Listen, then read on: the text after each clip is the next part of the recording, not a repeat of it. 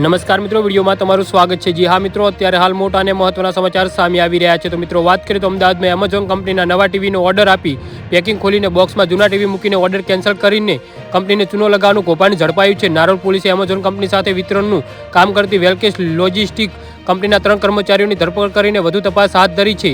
જી હા મિત્રો, અત્યારે હાલ મોટા સમાચાર સામે આવી રહ્યા છે। પોલીસની પ્રાથમિક તપાસમાં 5 મહિનાઓમાં 147 નવા ટીવી બદલીને જૂના ટીવી રાખીને 47 લાખનું કૌભાંડ આચર્યું હોવાનું સામે આવ્યું છે। વેલકેશ લોજિસ્ટિક કંપનીના ડિલિવરી બોય સાજિદ હુસેન શેખ, હિમાંશુ વાઘેલા અને સતીશ યાદવની ધરપકડ કરીને પૂછપરછ શરૂ કરી છે।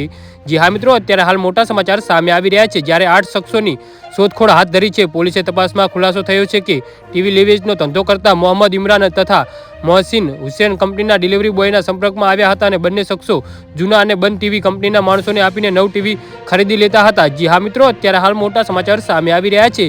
છેલ્લા થોડા સમયથી અનેક વખત આ પ્રમાણે થતા એમેઝોન કંપનીના શંકા જતા તેમને વધુ તપાસ હાથ ધરી હતી અને જેમાં સમગ્ર કૌભાંડ સામે આવ્યું હતું। જી હા મિત્રો, તો આના વિશે તમારું શું કહેવું છે તો નીચે અમારી કોમેન્ટ બોક્સમાં જરૂરથી જણાવજો અને અમારી યુટ્યુબ ચેનલને સબસ્ક્રાઇબ કરવાનું ભૂલતા નહીં। વિડીયો પૂરો જોવા બદલ તમારો ખૂબ ખૂબ આભાર।